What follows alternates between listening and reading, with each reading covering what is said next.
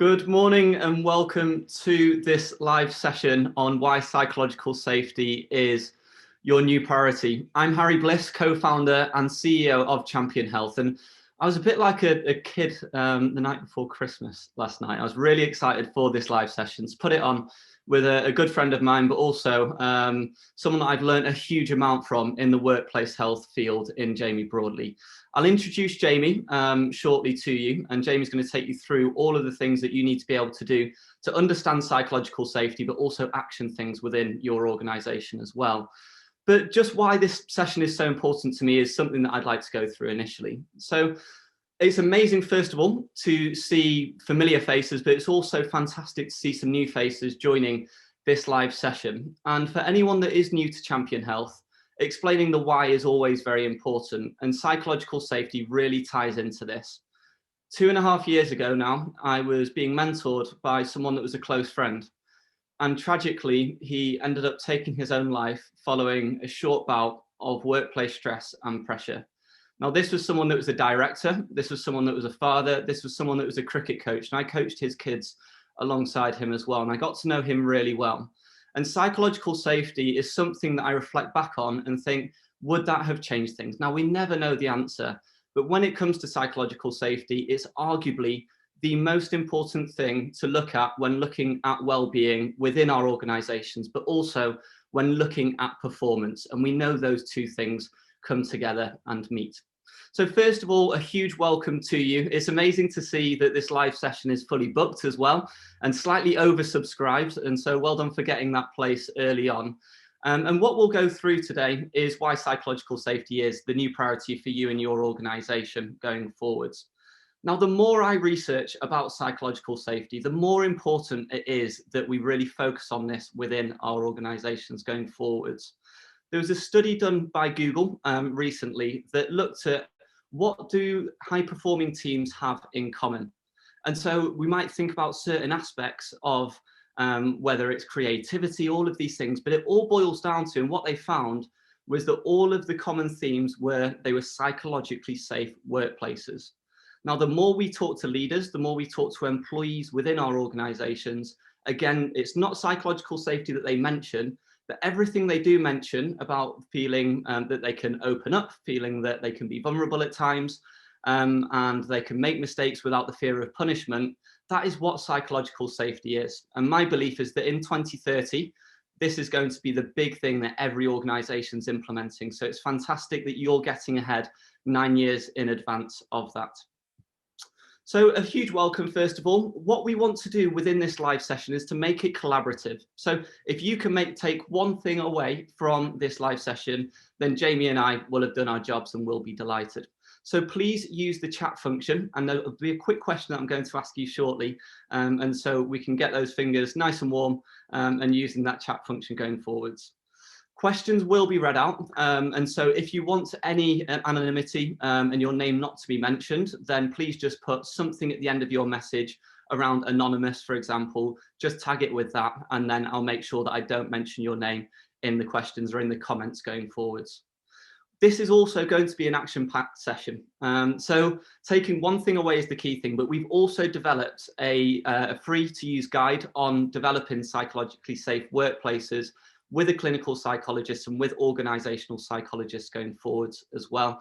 And also this session will be recorded, so you can come back to it, you can share it with your team, you can share it with your management going forwards as well, because we just want you to be able to take away as much as possible going forwards.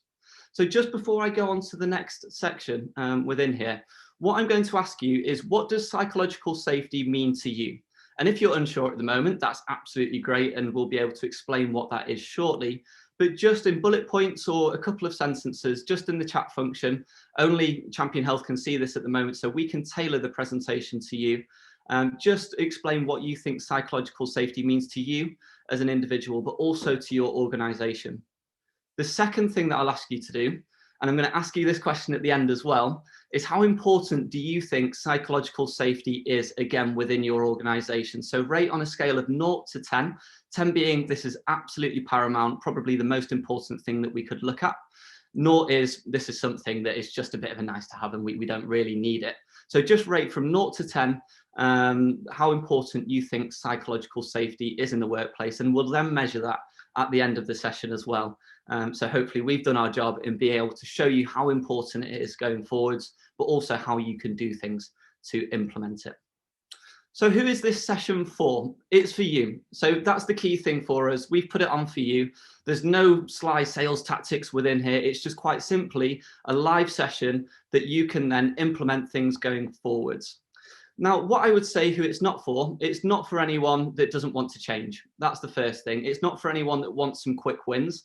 Psychological safety and building thriving cultures is hard. And that's something that Jamie is going to touch on. It's very easy as well to lose it in addition to that. But if we are to build psychological safety, all of the benefits come in terms of reducing staff turnover, in terms of improving productivity, in terms of being an employer of choice. And not only that, the morale, the motivation, the culture will come off the back of that. So while psychological safety isn't easy to build, it is absolutely paramount. And that's who this session is for. It's for people like you that really want to be able to prioritize it across your organization going forwards. So what we'll cover today is firstly, what is psychological safety at work? There's a bit of a buzz about it, but it's only becoming increasingly so with this snowball effect. There's a lot of research I mentioned with Google previously. There's the likes of Brené Brown, and we might have a bit of Brené Brown bingo. That's a bit of a tongue twister within here, because I know Jamie's a huge fan, but we'll explain what psychological safety is. Is it measurable as well? Because what gets measured gets managed. It's the old adage around that. And so how can we measure psychological safety within our workplace? It then looks at how can we create the psychologically safe workplaces going forward. So the actionable tips for you to be able to implement, no matter whether you're in the banking sector, construction sector. This is applicable to all organizations. It's not just the Googles that are living in California that have slides within their office. This is for everyone to be able to implement. And the final thing is, what are the barriers to developing psychological safety? What do we have to overcome? It might be around communication and line management. If our line managers and our leaders aren't bought into it, then that might mean that we can't really develop the cultural change that we want. But we'll go through all of this within this live session. Over the next 25 minutes, you'll learn all of these areas, but there'll also be a Q&A at the end so we can answer your specific questions as they come up throughout the live session. So it just brings me with a huge amount of delight to be able to introduce Jamie. And I'm not just saying this, Jamie's a good friend of mine, and I've learned so much from Jamie over the past few years. And I know you're taking a sip out your glass to hide your face at the moment, Jamie, but there's a lot that I've been able to take away from you inside and outside of the workplace. And really, the stuff that you're implementing and you have implemented across NHS Derbyshire over the last year is just been remarkable when teams have needed it, and especially the NHS have needed it the most. So what we're going to go through today is all of those areas. Jamie is the perfect person. He's got the lived experience of being on the front line, being able to develop those psychologically safe workplaces. And I'll now hand over to Jamie for the next 20 to 25 minutes to take you through everything that you need to know about psychological safety. Enjoy. Thanks ever so much, Harry. I think whilst you're saying that, I'm trying to navigate the technical aspects of it, so hopefully you can all hear me and you can all see the next screen up. Yeah, blushing at that intro. I prefer to under-promise and try and over-deliver, so I've got a job on my hands now, haven't I? Absolute privilege to be here talking to you all today, and it's great to see so many people coming along and prioritising some time for all of you to take a step out of your day jobs and no doubt some long to-do lists to spend a bit of time thinking about this concept of psychological safety. And the caveat that I'll put in here is that whilst I've got some experience of this, I'm not an expert, and I want to make sure that this is, as Harry said, as collaborative and interactive as possible. So as we're going through, jot questions in the chat, jot your thoughts, your reflections, and once we've been through this in about 15 minutes, then we'll have plenty of time for getting into some good discussion about that. I'd be really keen to hear from some of you as well. So let's start off with this broad concept of what is psychological safety, and Harry's touched on a few bits here. For me, the three key bits are our ability to bring our whole selves to work, and I think that's something that we've seen over the past year has really come to the forefront, because that work-life balance that we might once try to maintain has become a work-life blend. One of the phrases that gets thrown around a lot in my organisation amongst our kind of corporate home workers staff is that we're not working from home, we're living at work. And that means that there's a lot more of us and our lives that come into the workplace. And if we don't have psychological safety, that can be a difficult thing. And it's forced us to start considering this topic. The other thing is it's about high performance and high well-being environments. So the point of psychological safety is to look after all of us. And by looking after all of us, it helps us look after the results. And everything that we'll talk about today is pushing towards the how do we deliver performance and how do we look after the people that are in charge of delivering that performance. And a lot of this is underpinned with what's our relationship with failure. And I'm going to ask you a couple of specific questions about that to reflect on in a little bit. So that being said, let's start with this diagram just as a good way of getting an overview of some of the things that we're going to talk about. And I'm going to bring an example to this, which might feel a little bit random, but hopefully it illustrates the point. So I want you to imagine that you have decided that your team at work need a bit of time together. You've been remote working or you've been working in different ways. And now that things are starting to open up again, you're going to go and do a bit of a team building exercise. So you're going to go down to the driving range. That's what you decided to do. Outside, socially distanced, low risk, and a bit of fun for everyone. Now, if you're up there, and this is where my technical golf knowledge will quickly run out, so please correct me on some of this, but if you're out there and you've got psychological safety and you feel comfortable making and admitting mistakes, then you're going to be driving a lot more of those golf balls. You're going to be sat up there and quite happy to be in front of people, shanking a few, hooking a few, making a few mistakes. If you don't have that psychological safety, then you're not going to hit as many balls because you don't want to look silly, you don't want to look stupid in front of those around you. If you are up there and you've got that psychological safety, then you're going to be learning from any mistakes that you make. If you are hooking one, then you're going to feel comfortable enough to go back and have a think and go, okay, well, what do I need to do differently? If you don't have that, then you're going to say things like, oh, there's a crosswind on that, or actually someone sneezed in the background for that one, and blame external factors. And related to that, in that high psychological safety environment, people are going to be saying, well, maybe try adjusting your grip like this, or have you tried thinking about that? In the environment where there isn't that, people are going to take a step back and maybe gossip behind your back, not say a lot. And that then feeds through into everyone going away at the end of it, a bit frustrated, a lot of things having not been said, and no performance improvement. The high psychological safety environment, you'll be better at what you went there to do, to hit those balls, but also you'll have positive feelings associated with it because you feel that you are part of that group. And those really simple circles can spin for us in lots of different environments. So let's hopefully flick on. This is where I might have to do the Boris next slide bit for Harry. There we go, we've got it. So let's look at some more examples of when this works and when it doesn't work. And one of the resources that I'll recommend for people from this is a book called Black Box Thinking by Matthew Syed, who looks at some of the principles behind psychological safety in a really engaging way. So if this is a topic that you like, then I'd certainly recommend reading that book. And a couple of the examples from it, which I'll bring in here and then share a personal example too, relate to some of the barriers to psychological safety, one of which being power and hierarchy. And the comparison that's made in that book is between the aviation industry, hence Black Box Thinking, and healthcare, particularly surgical care, and mainly in America.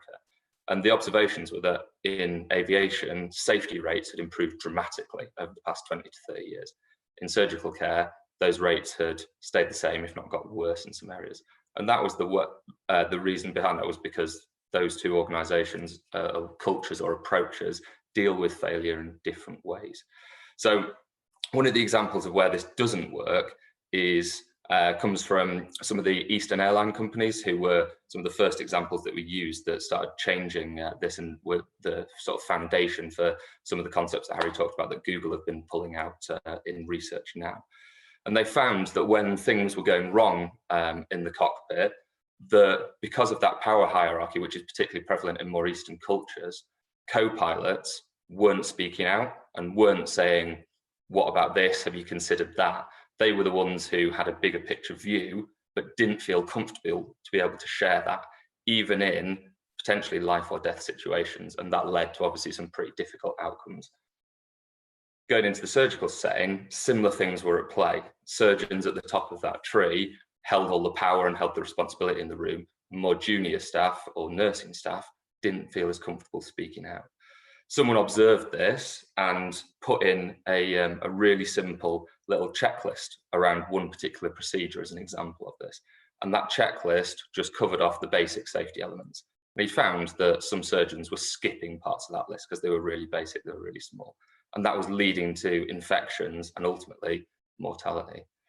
And the way that they changed that was that they created this little checklist and they put the most junior person in the room in charge of enforcing that little 5-point checklist. And that simple little intervention reduced mortality rates from 11% for this particular procedure down to 0, which is obviously, in the world of healthcare, we need to be saving as many lives as possible. And those changes, no matter how small, can produce really big results. So taking this out of the literature into a personal example for me, part of my background's in sport, and I really like sport as a place for looking at some of these concepts because it's got quick feedback loop, something we'll talk about in a little bit, and there's literally a scoreboard, so you can see what works and what doesn't. And there's a great example of psychological safety. It was about a year or so ago when we were able to play some sport. That came in a crucial game for the team that I was playing, and I coached that team and playing it as well. And we were in a bit of a relegation dogfight, and with a couple of games left in the season, it was absolutely crucial that we got whatever result we could. And we were approaching half time, there was 30 seconds left on the clock, something like that, and we got a penalty around the halfway line. Myself, as someone who obviously coaching the side and has an opinion, it was my take that we were drawing the game at the time. Let's just get it off the field. Let's get into the sheds at half time. Let's regroup. And I went up to make that call and tell our kicker to do that. When two players stepped forward and said, actually, I fancy this, let's have a crack. I listened to that, we had a crack, and we ended up converting from it. We scored from that. And we went on to win the game by 4 points. Now, had I made that decision myself and those players hadn't spoken up, there would have potentially been a loss, there'd have potentially been a relegation at the end of it. But because there was a comfort with people being able to go, actually, I disagree, we were able to get to a better place. And that's a really simple day-to-day example of how this will work for all of you in your various different settings. It's not necessarily big, grand stuff. It's about those small little daily challenges, those daily little bits of feedback, and how we can nudge ourselves into better places as a result of it. So, moving on to one of the questions which is probably front of mind for you going into this is, well, do we have psychological safety? Can you measure it?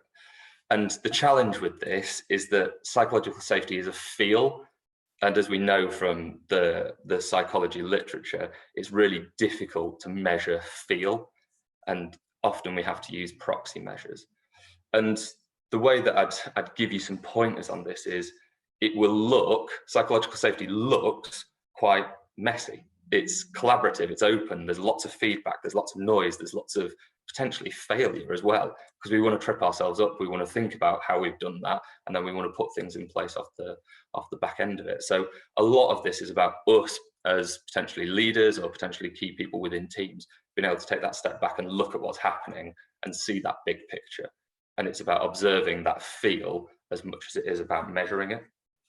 That being said, there are some things that we can do to measure it. And one of the good proxies is reporting rates for incidents.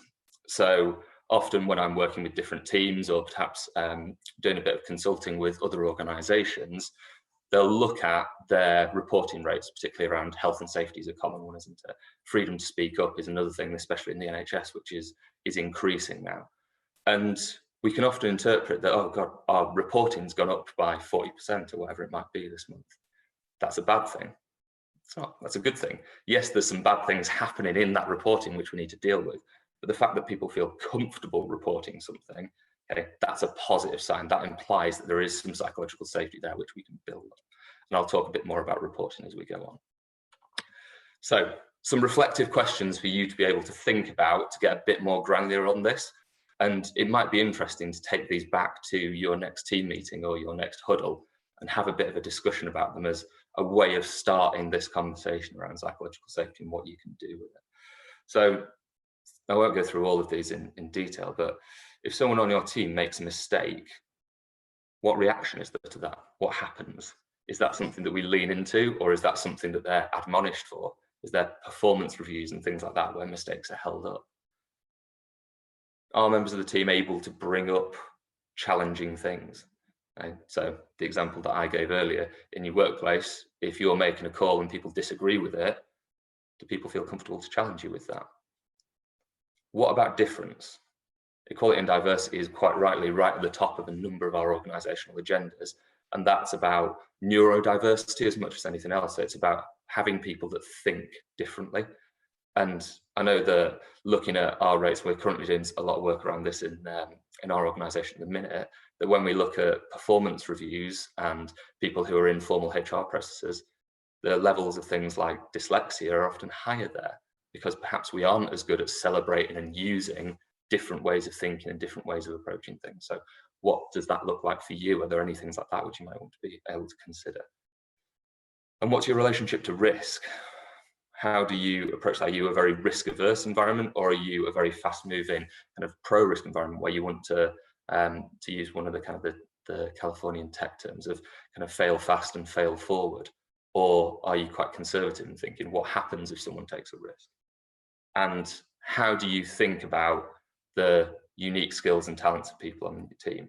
Do you view people's performance through the lens of weakness, or do you think about it through strengths? And how do you leverage those strengths? And potentially there's some difficult answers to some of those questions, but I think it's a great place to start, and a great place to start thinking about some of this for you and personalizing this for you.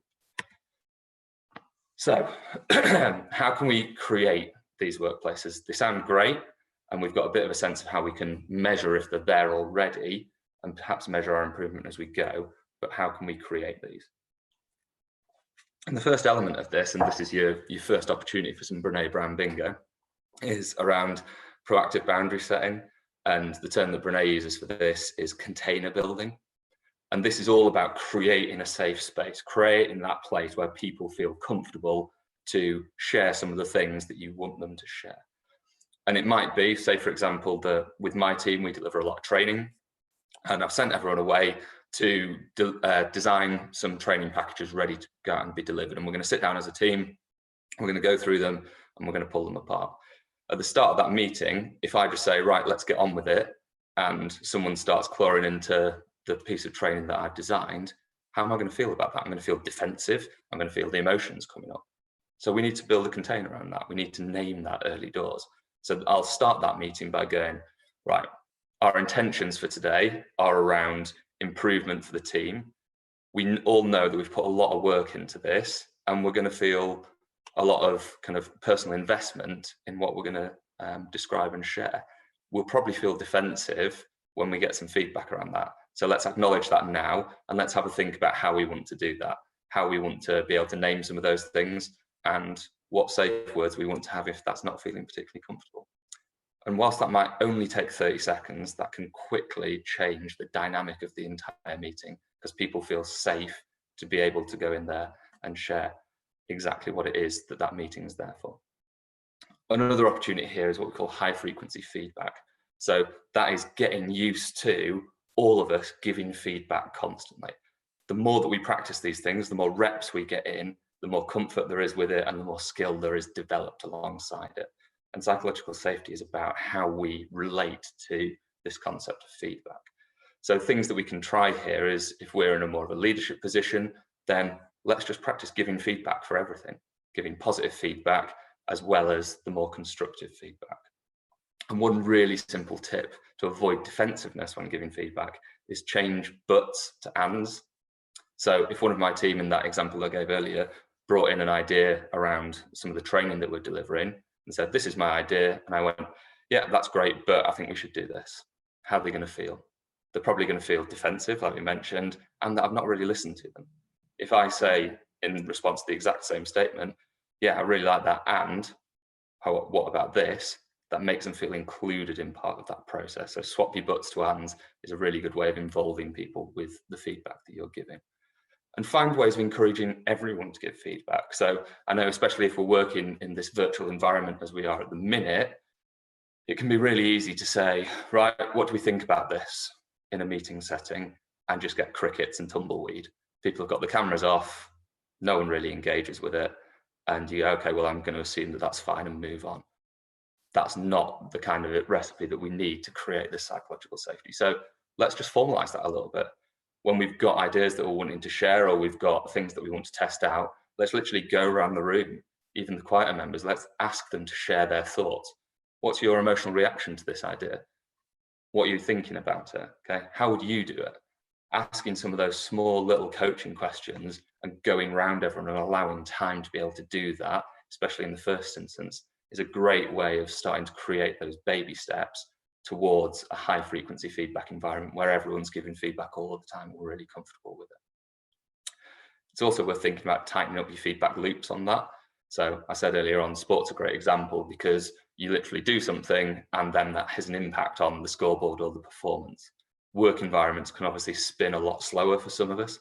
So think about ways in which we can speed up those feedback loops. One of the ways in which we do that with our teams, again, using the training example, is we'll have someone sat in the background when, say, for example, I'm presenting some training, have one of my teams sat in the background that straight afterwards can jump in and give me some feedback. Whereas otherwise we might be waiting a bit of time to see the results of evaluation surveys or things like that. Point number 3 is really at the heart of this. And I just want you to take 30 seconds now to think about this. So I want you to write down the word failure. Don't do this in the chat. Do this on any piece of paper or on your OneNote or whatever you've got there. Write down the word failure and then write down your immediate emotional response to that word. So what emotion comes back when you consider failure? I'll give you a few seconds on that.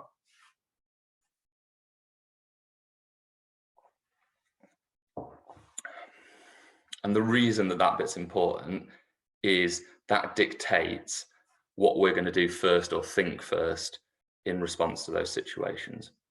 So if our first emotional word that we've put down there is something like shame, then this is going to be harder for us because we're going to shy away from wanting to lean into this. And ultimately, all the psychological safety is doing is enabling us to lean into failure and use it, make it useful. Because who's ever achieved anything without first failing at it? Look at all of the examples of great progress through human history. It all starts with lots and lots and lots of failure. It's messy, it's a difficult process. Okay? If we have strong emotional reactions to it, such as shame and things like that, because that's what our cultural surroundings perhaps reflect back to us, then we're going to have to acknowledge that. So going back to the boundary set and the container building, if the others in the team have got similar reactions, we're going to have to say, we're going to have to name it and say, okay, well, I know that our first reaction will be this. How are we going to step through that reaction? How are we going to name it? How are we going to share it? And how are we going to move forward? And this takes us into role modeling, where we can actually show some vulnerability ourselves around this. And this has been quite a common challenge that we've found working with some of our leaders through the pandemic, of them saying, coming to the wellbeing team saying, well, I know that my team is struggling. I know that individuals in there have got stuff going on away from work. I know that work's hard for them, but I can't get them to open up. And our first question is, well, have you opened up to them? How is it for you? I said, well, no, because I'm a leader. I need to be strong. I need to be safe for that. So follow up with, well, would you go to your leader if you were really struggling, but they looked like they had it all together? Of course not. We need to show some of that vulnerability to encourage others to do likewise. So there's a real role for us in terms of modeling and showing this. Okay, let's lean into how we're feeling. Let's communicate our vulnerability. Let's communicate our failures. Let's give examples of where we've tripped ourselves up in the past. We don't have to be the leader that has the answers to everything. And likewise, we can show that up to our own leaders. We can say to them in sessions, well, how are you doing? We've not asked you that question. What's going on for you? Let us into your experience for a little bit so we can manage up the chain as well with that. And a really crucial thing here is that it often comes back when we look at teams or look at organizations and say, yeah, psychological safety, yeah, we need to do that. Let's get on board with it. How do we do it? Okay, well, how comfortable do you feel with failing? I know we can't fail. We need to mitigate the risks around this in order to get through it. It's like, it doesn't quite work. It's the same with vulnerability. It's the same with some of the related concepts. We're going to have to let small bad things happen in order for us to improve anyway, but also to show this process to people. And really simple example using the one we've been going with so far is around training. If I'm getting one of my team to deliver a training session, which I've written and I'm handing over to them, and I'm sitting in that same room, the temptation might be for me to jump in every time they err over a word, or perhaps use a different example or something which doesn't speak exactly to how I've done it. In the great big scheme of things, those little things don't mean a huge amount, but they're really powerful opportunities for them to learn, for me to be able to give feedback, and us collaboratively to work together to get to a better product and a better place. If I try and sanitize all those small little bad things out of the way, we're not going to achieve that. So testing yourself with, okay, where am I comfortable with some negative outcomes or some failure or some trip ups around this? And by communicating that as well, saying, well, it's okay for us to find this hard, it's okay for us to struggle with this, it's okay for us to make mistakes here, that creates that permission and that psychological safety off the back of it. So jumping on, what are some of the barriers? I love the image for this. Great work, Alex, on the visuals. So what are some of the barriers that we need to think about and we need to identify? So the first is around clunky reporting and that slow feedback loops. And I'll chuck the NHS under the bus a little bit here, because I know some of you in the audience will be familiar with systems like Datix, some of our risk reporting or incident reporting systems, sorry. And it's quite common to submit a Datix and say, this has gone wrong, something's happened here. And the feedback loop is so slow that we might not hear back from that for days, weeks, perhaps even months sometimes in some organizations. And that just means that there's no positive reinforcement for speaking out and for challenging the status quo and saying that something isn't working, which can just create this sense of learned helplessness. So if our feedback loops are slow, people will just stop bothering, because what's the point? Nothing happens off the back of it, or it's too late. One of the other challenges, and this has been one of the big things that's been named through the past year, is around virtual working and how the human connection and the just ability to be alongside people and in it with them has been strained and challenged as a result of the current situation. And that's especially hard when we're all carrying a lot more emotion at the minute, aren't we? There's a lot more difficult stuff going on. So again, we need to think about how we can work through that boundary. And one of the simplest ways is formalizing some of these little bits. So check-ins is one of the ways in which we've found it to be really helpful. So every team meeting we run, we've been running lots of longer team sessions on this, where we'll start with a really simple like scale of some daft animal questions. So here's a picture of 9 different sheep pulling different facial expressions. Which one of these speaks to you today? Which one of these are you today? If you look at check-in scales on Google, there are zillions of different ones.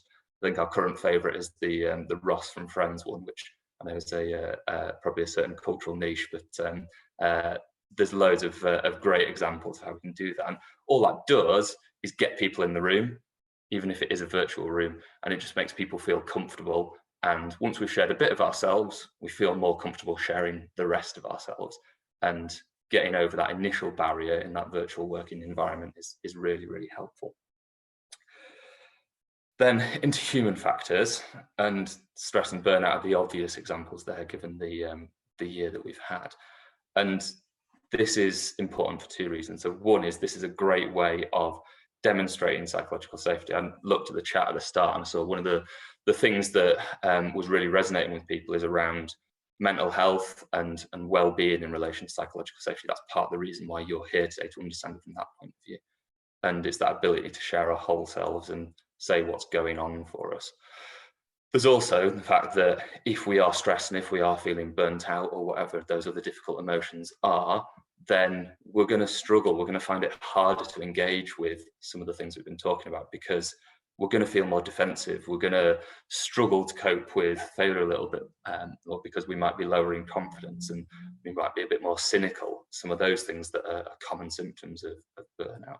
So again, we need to name those, and you can use simple little check-in exercises like I just discussed before.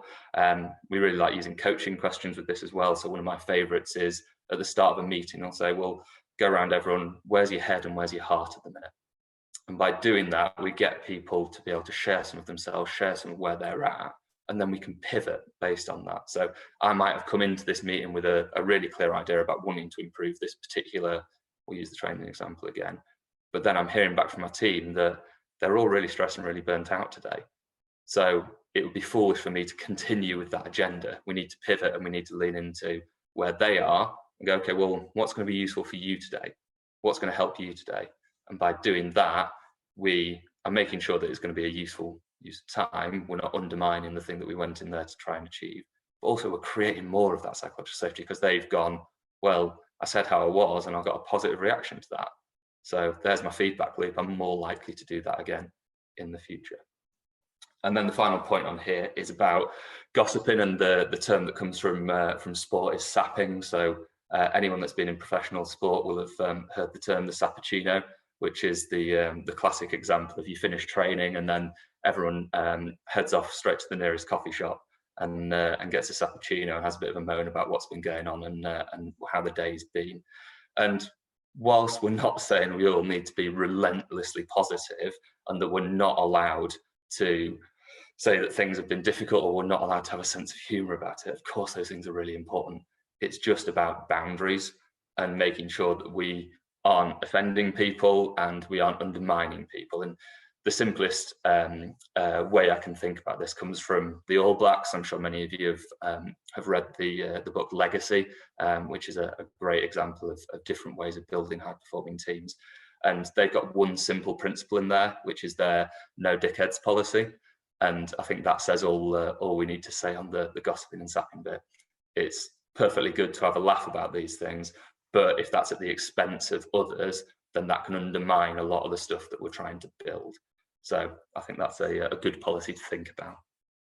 And the key element at the end of all of this is that this is hard stuff. It's difficult to build psychological safety. And unfortunately, it's quite easy to break because it only takes one person to say the wrong thing. And if I've shared something quite personal, I don't get the reaction I want, then that's going to undermine that safety. We can use the principle of it, though, to circle back round and acknowledge where we haven't got it right, and that can be used to develop it further. So this isn't about perfection. It's about best intentions, and it's about communicating those best intentions, and where it doesn't work, owning it, saying how it's not worked, asking people how it could work better for them, and thus the process spins on. And that is into our final point. So we said at the start that this is about action. It's really easy to come along to these webinars, and I know that I've done lots of these over the course of the past year, lots of brilliant content out there that I might then sit through for half an hour and go, that was good, and not change anything off the back of. So this is the key question today. So how can you start developing this for you? You may be going through this thinking, actually, we're doing all right here. There's some stuff we can build on, but I think we've got this in a good place. Great. How can you maintain that? How can you take that to the next level? But you might be sat there thinking, oh dear, we've got a lot of work to do. All right, what's your baby step? If you could only do one thing, what would that be? Okay, who are your allies? How can you start moving forward with it? So I just want you to think about, and again, using the same principles that Harry mentioned earlier, put a non after it if you prefer us not to reference it or read it out. But just write, I will, whatever, off the back of what we've talked about today. Be really interested to see what's landed with you all, and hopefully we can pick up some of that as we move into Q&A and a bit of reflection. So hopefully Harry will reappear at some stage and take over.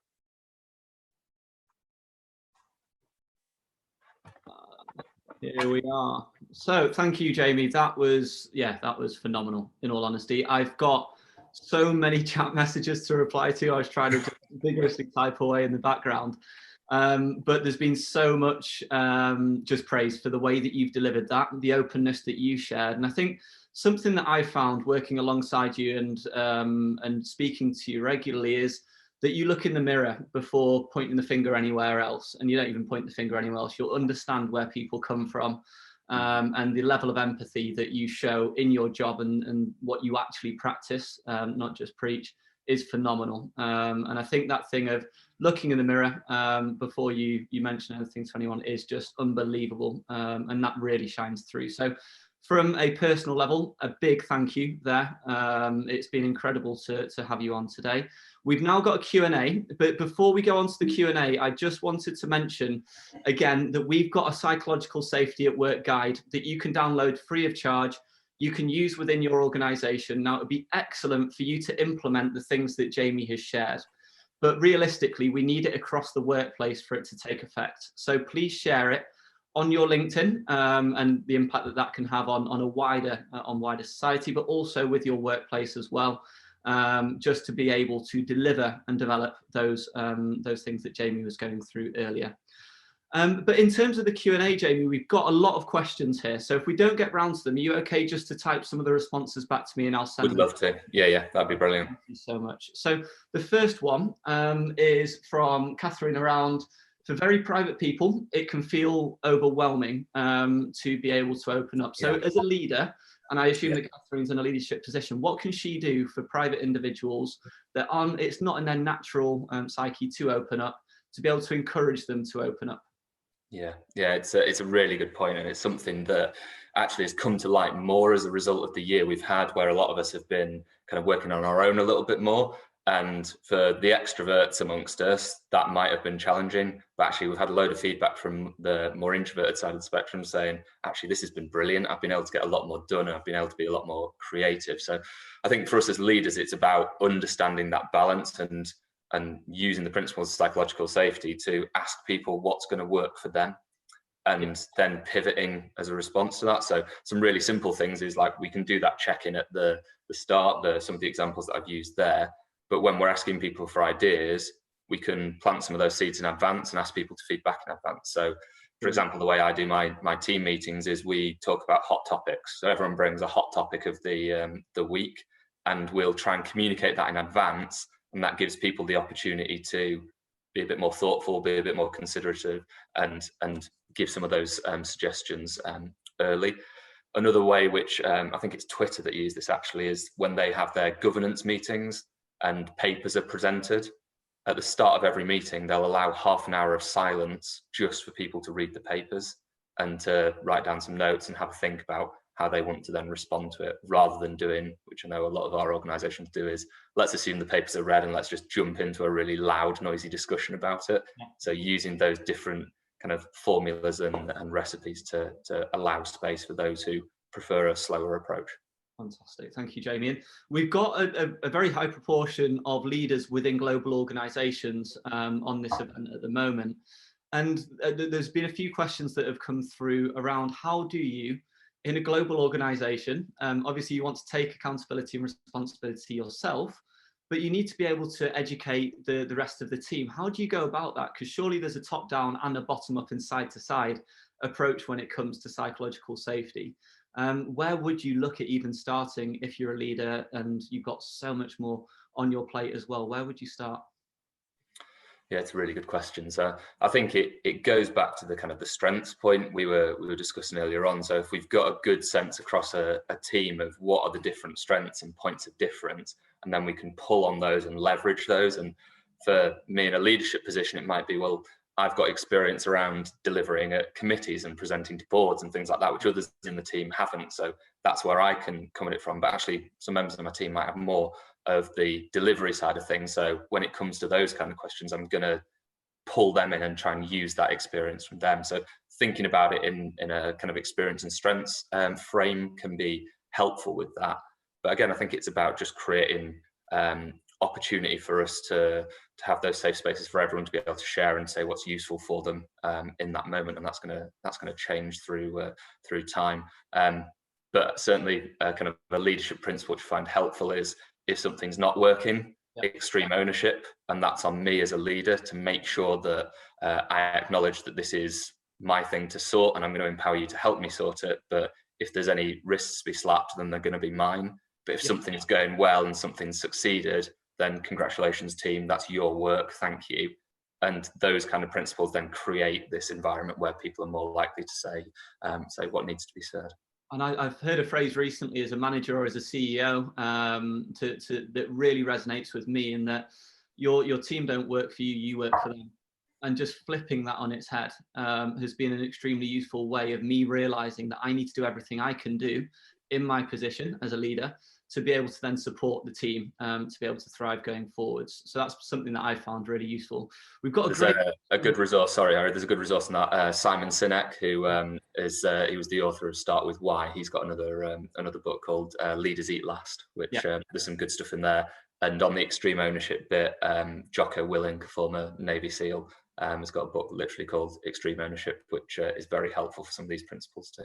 Fantastic. Again, Jamie, could you just send these in an email to me? We'll do a bibliography for it. Yeah, no worries. Fantastic. There's no commission from these books, I promise. But we'll yeah, exactly. But we'll ping those through to you, as well as the live recording at the end. We've got a question from Nigel, and I love this question because it's challenging, and they're the kind of questions that we want within here.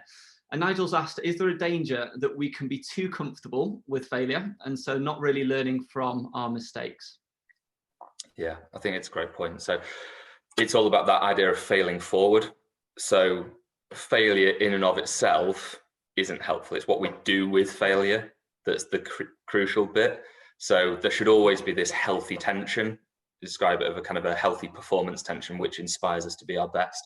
If we were to come in and we knew that there was no consequences for pass or fail, then we might be all right for a little bit, but we'd soon start moving on and looking to go other places. So there has to be this kind of positive, healthy tension around it, which is, we failed, okay, good, so what?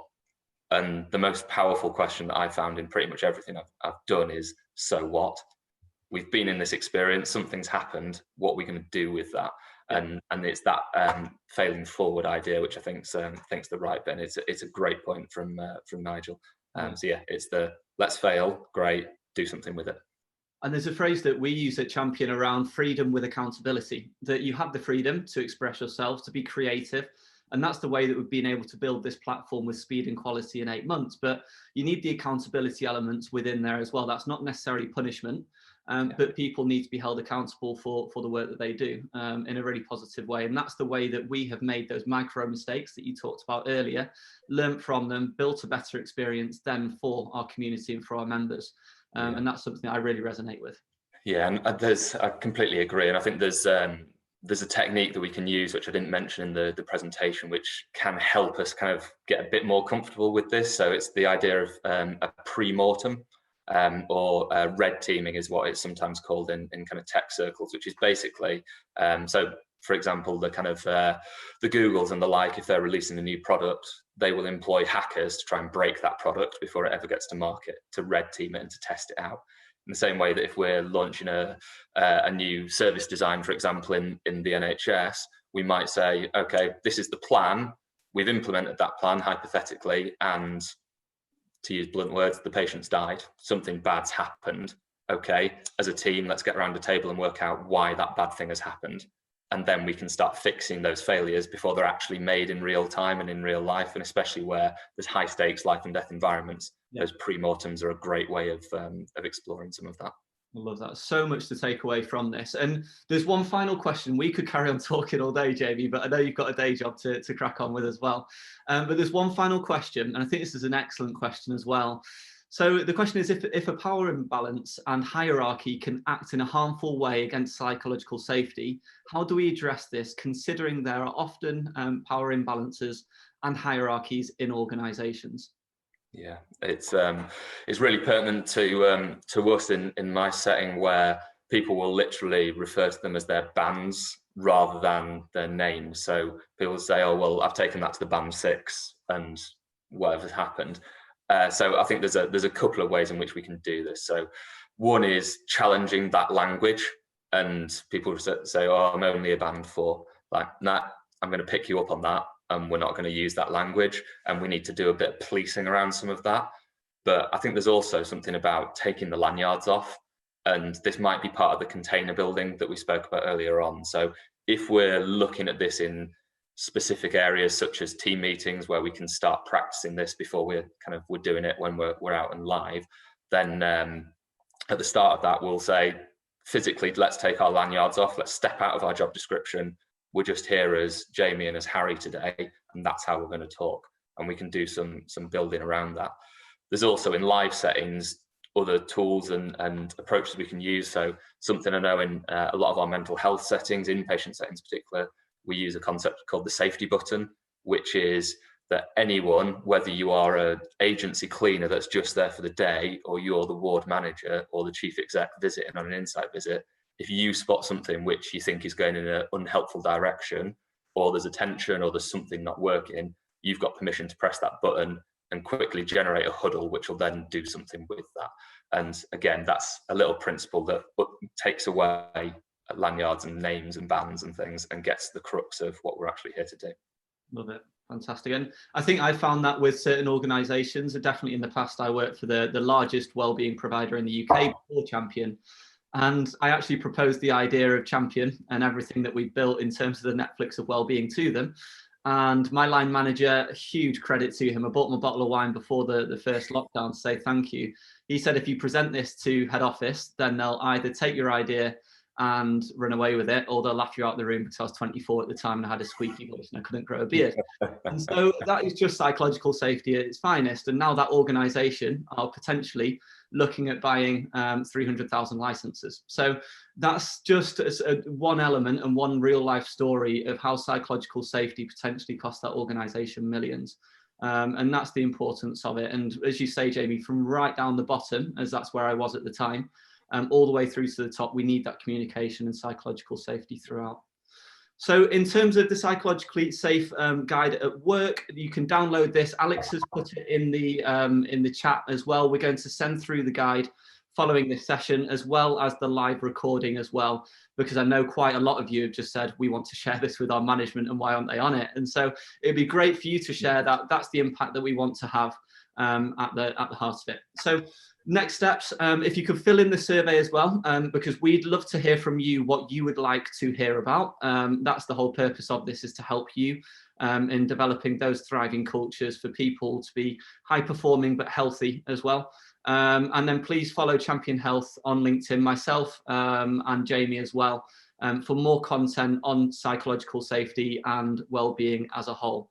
So thank you very much for joining today. Jamie, a huge thank you to you. I know how busy you are, and just the feedback has been absolutely phenomenal. I've struggled to keep up with it at times. So I think it's been one of our most popular and engaged with sessions. So thank you at the heart of it. And I look forward to hearing from the rest of you in the near future and seeing you on our future live sessions. Amazing stuff. My pleasure. Thanks, everyone. Thank you.